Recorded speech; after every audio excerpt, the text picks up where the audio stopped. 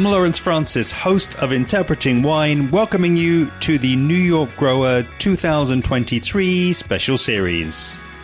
This series has been specially commissioned by the New York Wine and Grape Foundation for your listening pleasure. Across these episodes recorded in February and March 2023, we'll be exploring the modern New York scene in the company of 6 growers. The series will also feature a deep dive into the New York Wine and Grape Foundation's Sustainable Vineyard certification. Absolutely reflecting the most up-to-date realities of grape growing in the region. Given my listeners' level of interest and the wider wine trade's interest in quality grapes as the basis for quality wines, a series I'm particularly excited to share and a real landmark for the channel.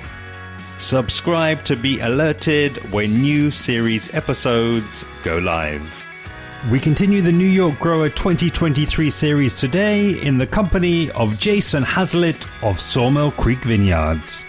We hear Jason's origin story before he takes us into wine grower, winemaker communication. We get a virtual tour and introduction to the core vineyard team. Jason talks grape growing community, hybrid versus vinifera sites and considerations. We get a virtual tour of their growing sites and their microclimates. He talks grape varieties and growing best practices, planting decisions, market changes and rising costs, and looks ahead for grape growing in the region. Enjoy. Our farm, started in 1852, and it was a fruit farm. It wasn't vinifera and hybrids, obviously. And as the industry shifted one way to the other, so did the farm. And it became primarily hybrids and viniferas, 70s and 80s. And I grew up under my father and grandfather in the vineyards. I never really went to viticulture school or, it was hands-on experience. I went to school for computers, graphic design, and moved away from the beautiful Finger Lakes and realized how beautiful it actually was, and moved back home and kind of fell back into the industry on a press deck at a neighboring winery, and met another gentleman and started a winery, and realized my role still should be in the vineyard where I knew the most.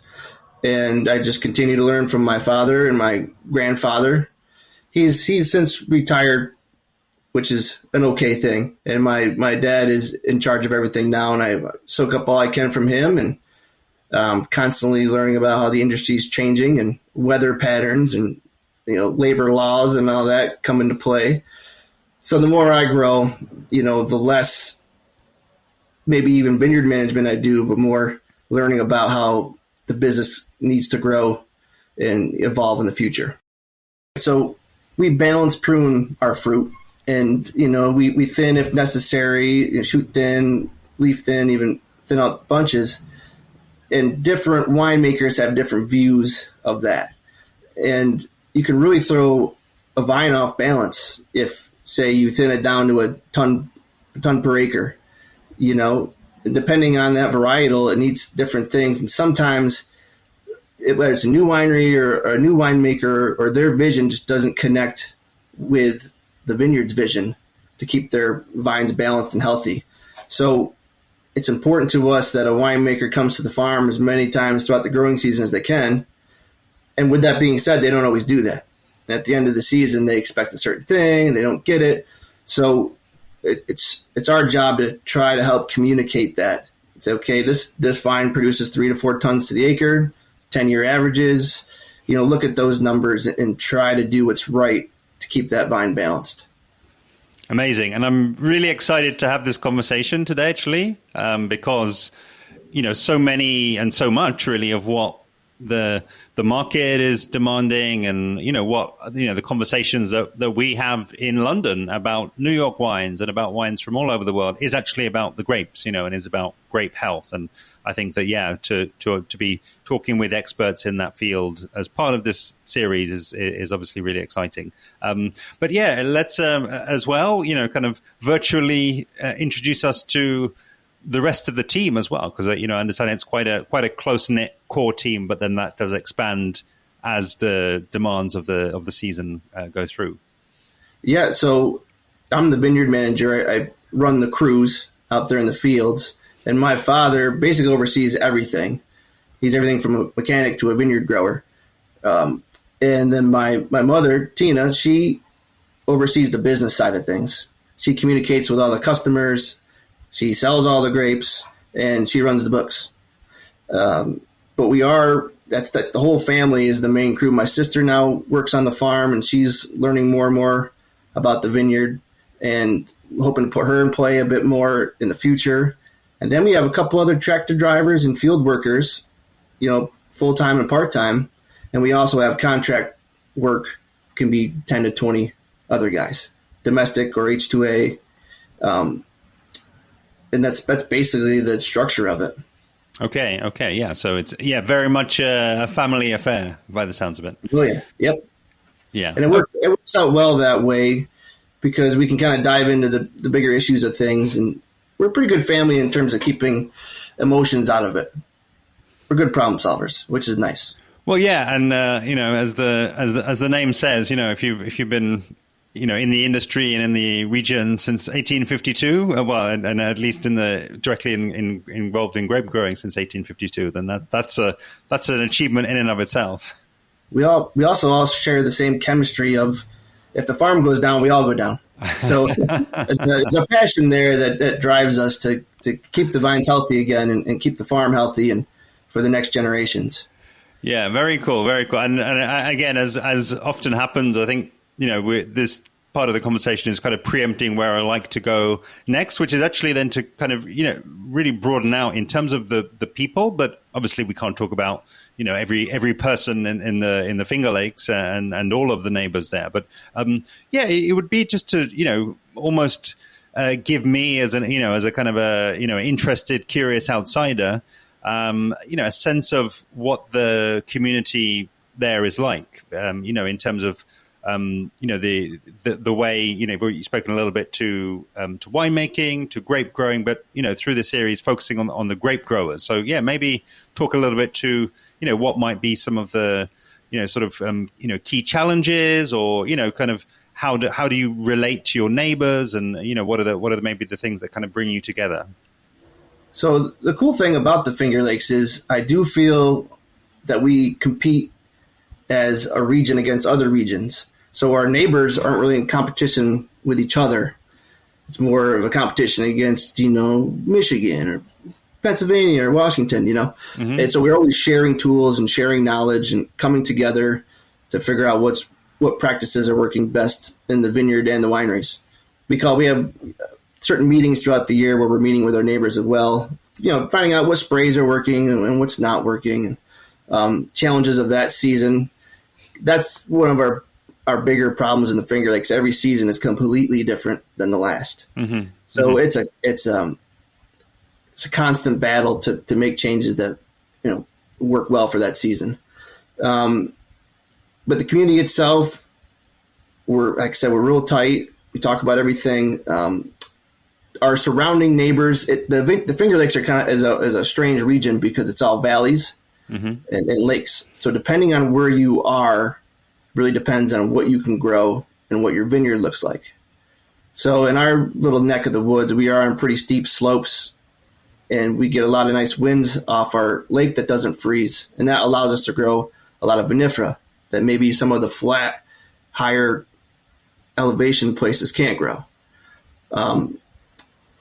So like I said, in our we call it the banana belt because we have these moderate temperatures. Uh-huh. Uh-huh. So in our little neck of the woods, we can grow some pretty nice wines next to the lake. But you go up on the hill, it can be a 10 plus degree swing and you can't. So we focus on, vertical shoot positioning for a lot of our varietals. We can't really get away with much umbrella, but we do have some. And I guess that's pretty much rounds out the area and what you can and can't do. Yeah. Because if you're on a flat plateau, you get these, it's not very well air drained, and you get cold snaps and they freeze off. So there's a lot of varieties you can't grow up on the hilltop. Yeah, got you. And is that to say that, because I like this, this kind of image that I have of, collaboration, and I completely agree with you that, everyone, that whole saying of, rising tide lifts all the boats. It's like, if you can support each other, if you can get the reputation of New York higher, then and maintaining that, then obviously everybody kind of benefits. And I'm just curious, then, is there kind of a lot of crossover between people who are growing both natives and vinifera, or does it tend to be that people will maybe, again, because of what you've said there, because of their positioning, whether they're near the lake, whether they're in the banana belt, whether they're up on the kind of the crest, then they will kind of have one or the other? Yes, and we have another farm that's a higher elevation that is mainly hybrids, and they do better. And then as you come down the hillside to the lake, we plant accordingly. So we have, Merlots and Pinots and some even Albarino right next to the lake, because they are, less winter hardy. Mm-hmm. So we do plant according to what the lake puts out in the wintertime. Yeah, absolutely. And it sounds as though the decision between vinifera or native is kind of agnostic. It's like, that's what will do better in that particular site. So that's what we're fun. There's a trend too. There's in the 70s, 80s, a lot of hybrids were planted because they did well in the soils. And we started to learn that we could grow some vinifera. So then it changed. People planted a lot of vinifera. And now we're seeing maybe even a swing back to some more hybrids, because the vinifera, like, we can grow vinifera here. And we're slowly learning that there is some vinifera we can. And there's this big shift, and there's a lot of studies out there to make hybrids taste like a vinifera. So we're seeing that trend come around. So you might see a lot of people planting more hybrids, the Finger Lakes, in the next decade, which we're kind of excited about, the hybrids, because they just do better overall. They're less prone to rot. They're more winter hardy, and they can produce more fruit. We're seeing some hybrids that can taste like a Cabernet coming down the pipeline, which is really nice. We're learning about those. The next step with that is going to be, trying to get the consumer to drink hybrids over a vinifera. So I think as the industry switches, our growing seasons are very strange. It could be just flooding out all summer and all growing season, or it can be a drought. Mm-hmm. Each year is completely different.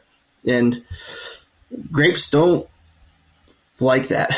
So we're having a big problem with rain the last few years. Even last growing season, we had a nice drought summer, which the grapes liked in a sense. They don't like droughts in the beginning of the growing season, but in the middle they do.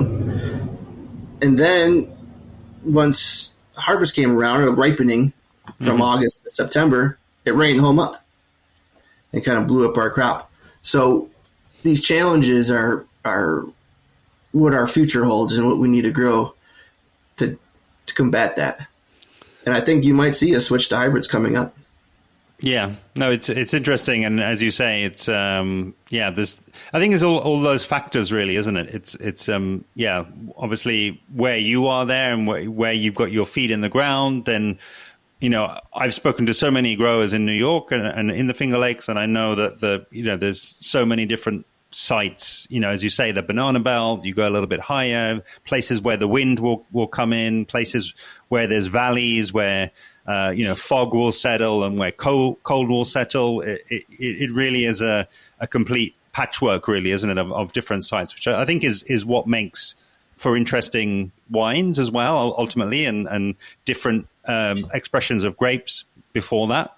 But then it's really interesting to then consider then, okay, what about if you add on a whole new class of grapes? And, then, of course, then that goes right the way through to winemaking and to what the consumer wants and those styles. So it's always, I think, a fascinating conversation about when you're thinking about moving one part, it has a big effect on other parts further down the line. Yeah, one of the other points to make is the vinifera my father planted 30 years ago, 40 years ago, is starting to be in decline. And, when they planted these grapes, it was kind of an experiment that's lasted 30, 40 years. So we're trying to figure out if that experiment was a success or if we're on the downward trend of something that we need to correct. And, we're a vineyards, we need to make a living. So as a vine gets old and produces less, the winery may love that, but as a vineyard trying to survive, we can't really afford that to happen. Mm-hmm. So, whether you take out these vineyards and replant the same thing or replant a new variety that might do better in these soils, we're still a little unsure of yet. We're trying to figure that out. Very interesting. And from your perspective, in terms of the vine kind of, I guess, as you say, kind of reaching maturity and, questions being asked about its productivity is purely on that. It's on actually the weight of grapes that it will produce in a year. Yeah, for us it is. Yeah. I mean, you got a vineyard that used to produce 4 tons to the acre that's now like 2.5.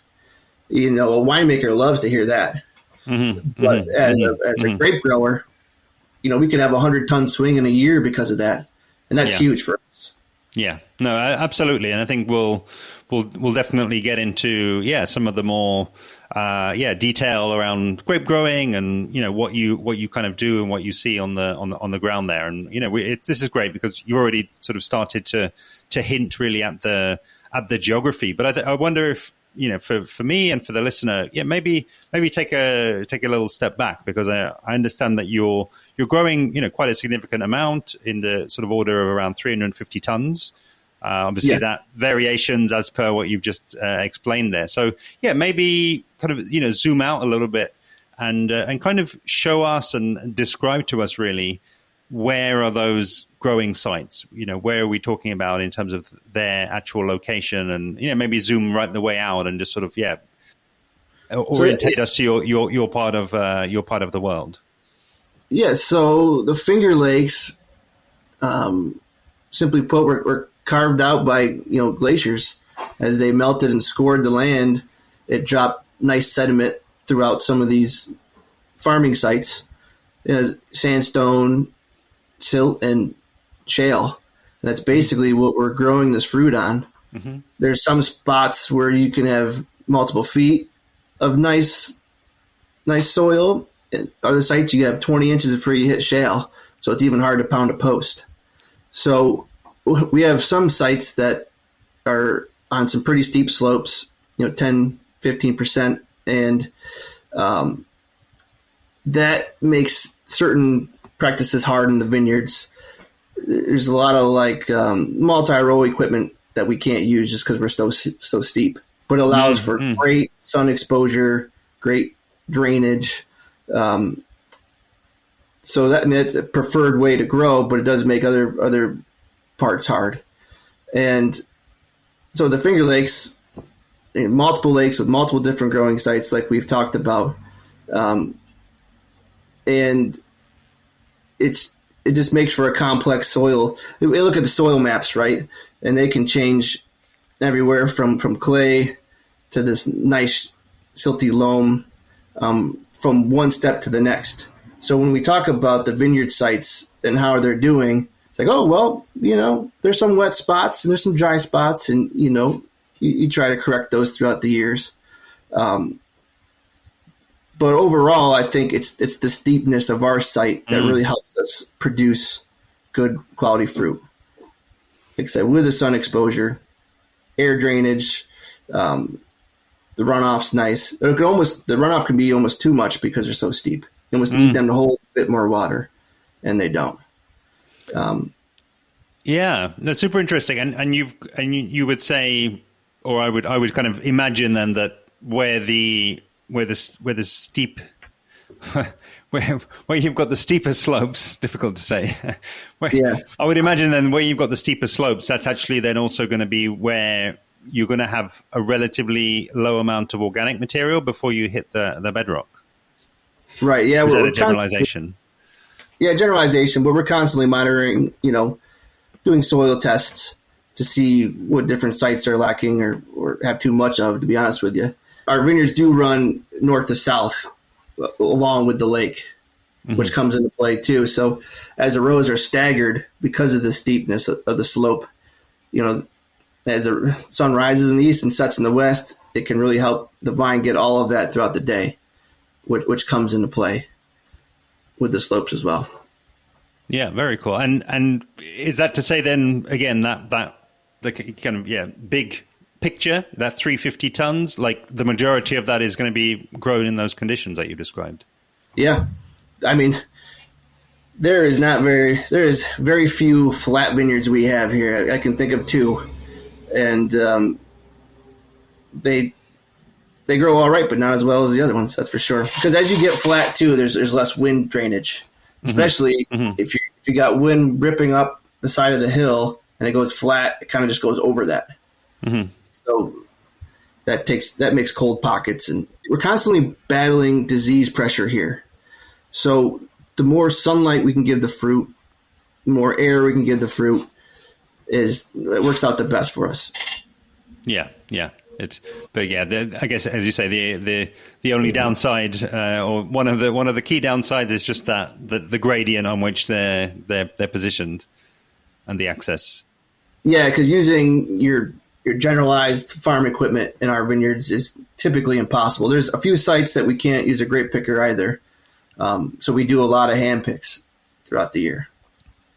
Very cool. And yeah, let's maybe, zone in on, bringing together all that we've spoken about earlier.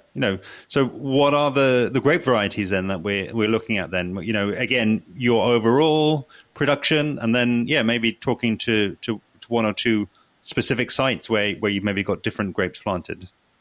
So we have quite a few acres of Cabernet Franc, Cabernet Sauvignon, Chardonnay, Riesling, but we have some smaller lots like Albarino, I mentioned earlier. We have Sauvignon Blanc, we have Gewürztraminer, we have Sangiovese, and we have Pinot Gris and Pinot Noir. And those grapes are very challenging to grow here in the Finger Lakes. So we're constantly figuring out what we should and shouldn't be doing with those.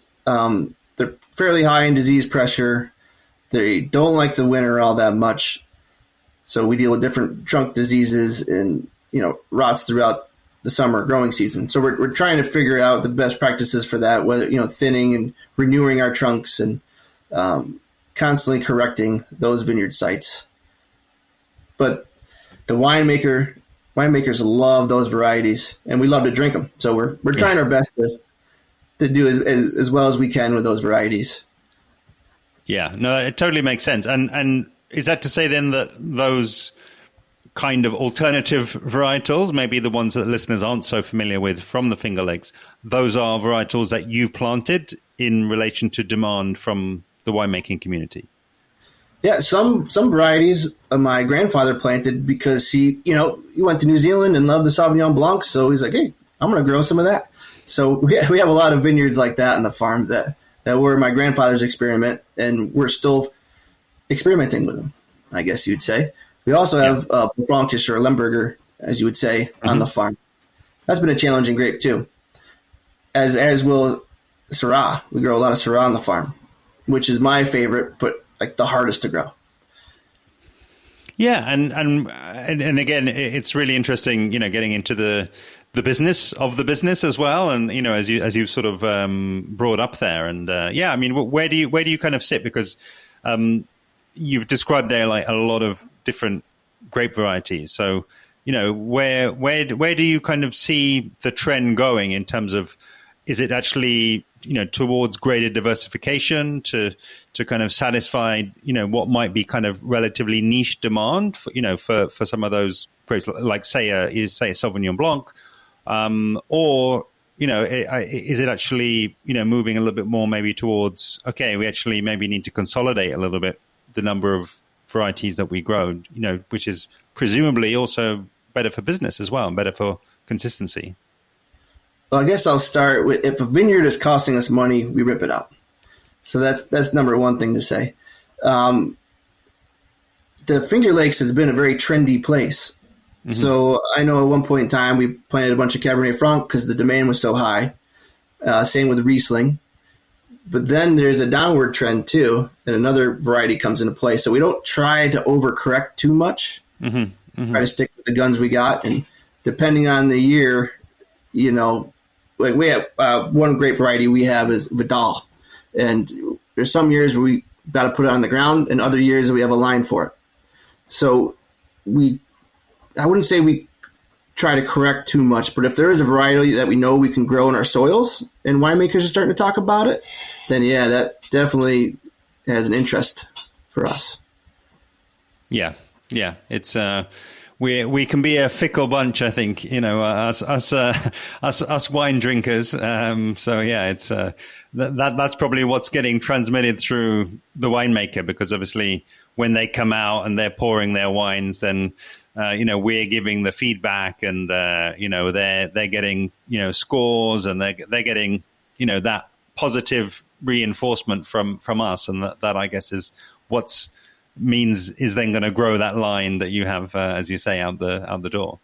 Yeah, I catch these sayings my grandfather and my dad use all the time, like, "Oh my God, we planted too much Riesling," you know, or I often hear it too, "We never had weather like that." So you try to be conservative on your decision making, because again, a vineyard can take 4 to 5 years to develop, and within that time, that variety can go out of trend, you know. So try to be conservative with the vineyards and grow the best grapes we have already planted.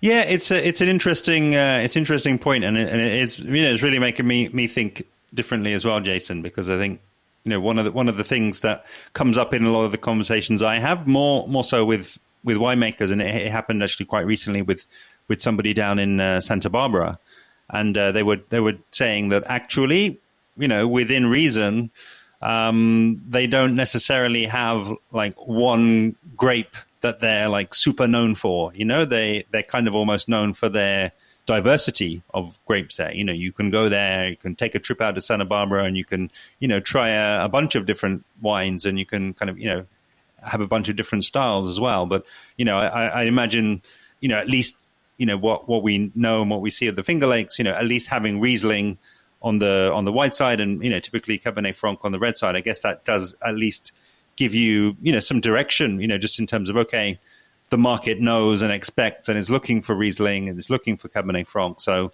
that's probably going to be a longer term bet than something that might be out of fashion in a, as you say, in a sort of a smaller window. Yes. Yep.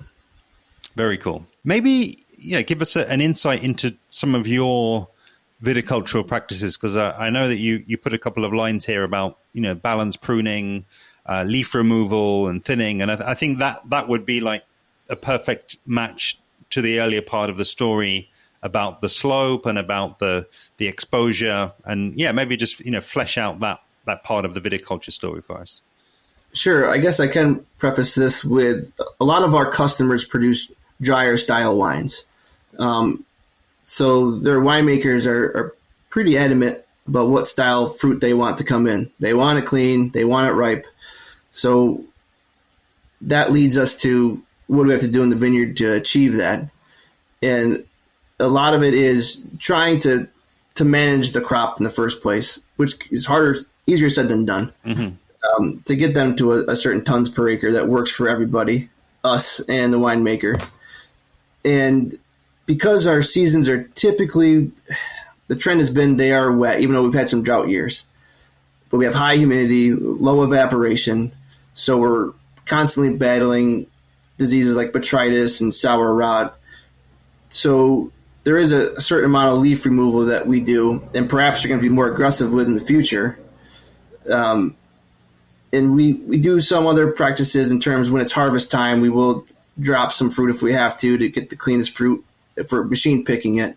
Mm-hmm. The goal is always to get the cleanest fruit as you can. Mm-hmm. Because our winemakers will send it back if it's too nasty. So we try our best to give them clean fruit. So it is. The canopy management is mainly VSP, which is vertical shoot positioning. We do have some Scott Henry on the farm. We have some vineyard plots that are have way more disease pressure than others. So we'll do a Scott Henry with a bit more leaf pulling. I'm not sure if you're familiar with Scott Henry or not. I was just going to say, I saw the Scott Henry when I was there in the Finger Lakes, but I wonder if you would give us a visual, because it's quite a unique visual, I seem to remember. You get your two fruiting wires on your trellis system, and typically the back fruiting wire you vertically shoot position, and then the front one you kind of ballerina down, like an open face sandwich, if you will. And that allows for really two different growing windows for the fruit. So again, more sunlight, more air, and more direct approach to getting your spray materials into the cluster. And again, that's really important for us because we do battle botrytis is one of our biggest disease, and same with sour rot later on in the season. We have some leaf issues too with downy and powdery, so we're always trying to combat that stuff. And the straighter, nicer the canopy you can have, the better chance you have down the road of achieving those goals. Yeah. That's it. And again, this is all making a lot of sense, and that importance of that slope as well, and that all of these things hopefully giving you the best possible chance year on year to make that consistent fruit that the winemakers are looking for. Right, exactly. And it's all so the vineyards it's all hands on. Everything's hands on approach. I mean, you mow your centers and whatnot, but in terms of making the canopies as nice as you can, picking the fruit, it's a hands on endeavor. So labor is very important, and good labor is even more important. And those are the battles that we'll probably talk about next segment here. But achieving those goals is definitely a hard one. Yeah, no, you absolutely read my mind. I was looking back to what you were talking about in terms of the market, in terms of the higher labor costs, and I think it's really this is really where it all kind of comes together, because I think that anyone that's listening can't be in any doubt about the amount of skill, the amount of dedication that it takes to make good fruit, and hopefully ones that are not going to get sent back, because that's obviously not good for business. So maybe take us inside that element of the business, the way that those costs are evolving, and kind of maybe some examples of some changes over the recent years. Well, I will say it's nice to take customers into the vineyard so they can see what goes into a bottle of wine, because it is nuts what goes into a bottle of wine. Because we deal in the Finger Lakes, we compete with bottle price and grape price throughout the globe, basically. Because the Finger Lakes is starting to make its stamp on the map, which is awesome. But we have trouble, when our Chardonnay costs us a certain amount to make, and then it's sitting next to another one twice as less on the shelf. So that's been a focus of ours in the Finger Lakes. How do we market the Finger Lakes to do better in the global markets? But in terms of just the vineyard, we sell our grapes by the ton. We do have some contracts by the acre, which if everyone follows the rules on a contract, it works out nicely. But I said that the market demand is set by the wineries in New York State. Kind of a weird law put into place in the 70s where it did help farmers and wineries at that point in time. But now there's a lot of pop-up wineries, niche wineries coming through. It does hurt the vineyards. So it's especially the last couple of years where everything's up 30 to 100% of what it cost a couple of years ago. We suffer from that market price being set by the wineries. Typically, we have a good relationship with our wineries, and we can work out a better price that helps them achieve the fruit they want to buy and us achieve how to grow it in the vineyards. So we are constantly battling how much we sell a ton of grapes for, because what we should be selling a ton of grapes for is not what the winery is going to pay for it, because they have a problem on the global side selling their wine on the shelf. So I think in the market we have now, we're again, a young industry figuring out what we need to do to compete with other regions. Yeah, it's fascinating because I think I have so many different regions kind of going around in my head. I've been speaking earlier this year with winemakers over in Australia and over in South Africa, and all of these forces. There's the commonality between all of them is that the prices are going up for everything. In terms of for the labor, for the raw materials, and then all of this. I think we always have to bear in mind, and you obviously have to bear that in mind as a business owner. Where it's all heading to is ultimately to that bottle of wine that's sitting on the shelf in front of that person, and them making it, as you say, making a decision, standing in front of that wall of wine, as I call it, where they walk into a shop and they see all of these wines, and as you say, the Finger Lakes is there next to Germany and next to South Africa and next to New Zealand, and you're all sort of battling out there, and it's a challenge, isn't it? Because everyone, even those people there, it's not only the wine costs that they have to take account of; it's also other food costs and rent costs and electricity costs. So I think for me it's a reason for regions and people like yourself really to get out there and tell your story, because I think that the way that regions really set themselves apart is actually to show what's different. And I think that in this day and age, that's really important, is to actually get the story out and let people connect with people like yourself, people who are from the region and, are making the grapes and are growing the grapes and are managing the staff to make the grapes that make the wine that, make them happy. One of the best things we can do in our tasting rooms is have the maps of the vineyards and tell people about the vineyard and how it was grown, how it was picked, how it was brought across the road, how it was, sorted and bottled and resold. It's a huge story. So we try our best, not only in our tasting room, but in other tasting rooms throughout the Finger Lakes, to tell that story and let the people know how much effort really goes into that bottle. And how successful would you say that's been, that approach? People love it. They go, "Oh my God, I had no idea," and it's a wonderful thing. And you take them in your cellar too, and all the barrels that are there, and how the barrels get there. What do you do to empty the barrel? All these different steps are constantly adding up, and people just have no idea. So it's great to open their eyes and show them the landscapes too, which is why we're really growing grapes here and why people visit the area. It's so beautiful. Yeah, I can second that. It is absolutely beautiful. I would say I was there in July 2018.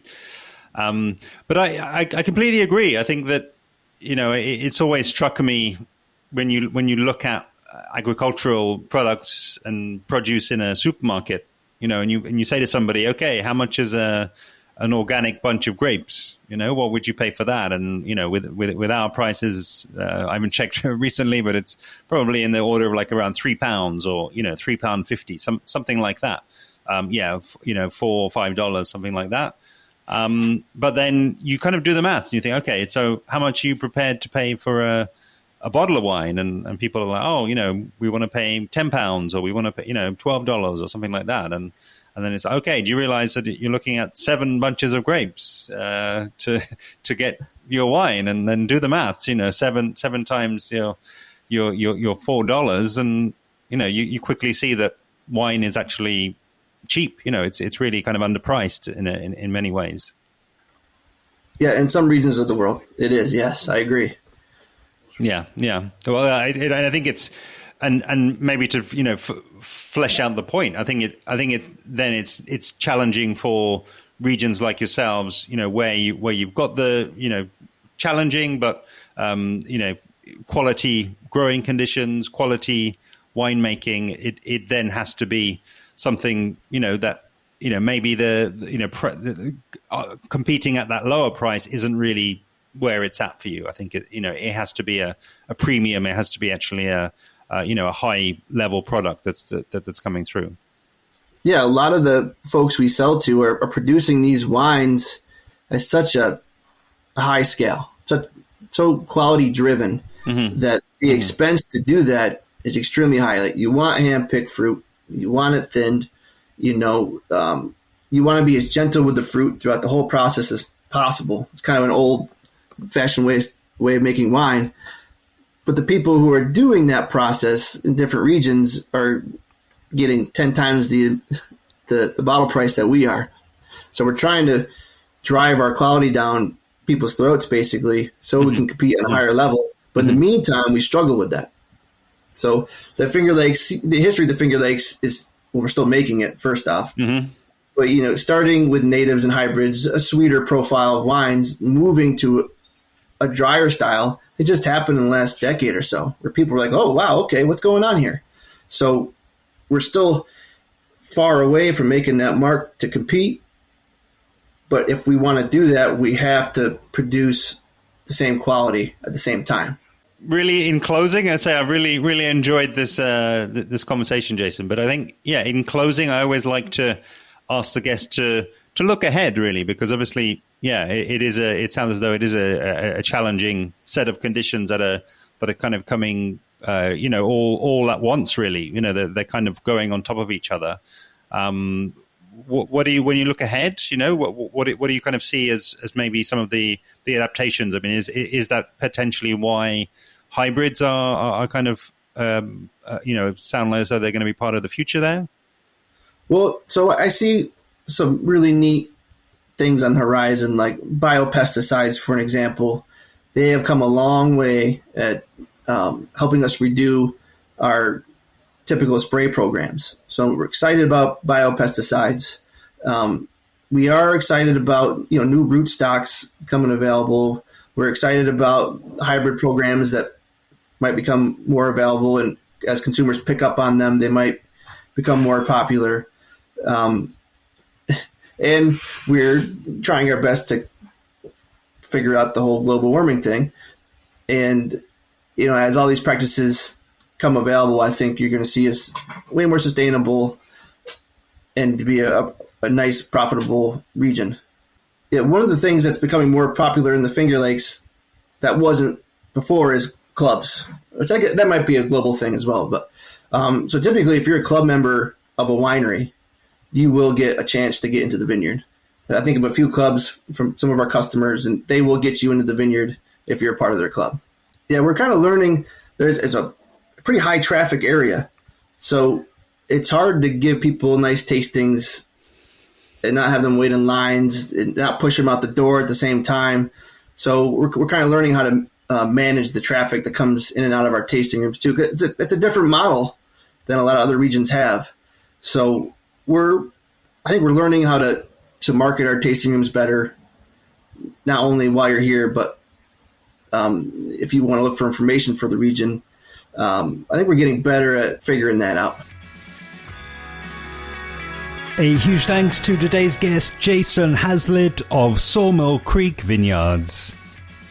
Make sure you visit hectorwinecompany.com, where you can learn more about the team, the project, and find their main social media handles. Please do help to amplify this episode and the New York Grower series by sharing the direct link, which is interpretingwine.com/520.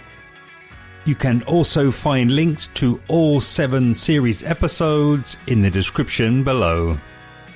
And of course, I would love to have you following along with me on social media, where I'm at Interpreting Wine on Instagram and Facebook, and at Wine Podcast on Twitter. Next time on the Interpreting Wine New York Grower 2023 series in episode 521, I'll be speaking with Matthew Doyle of Doyle Vineyards. Make sure you're subscribed to be alerted when the episode goes live. See you then.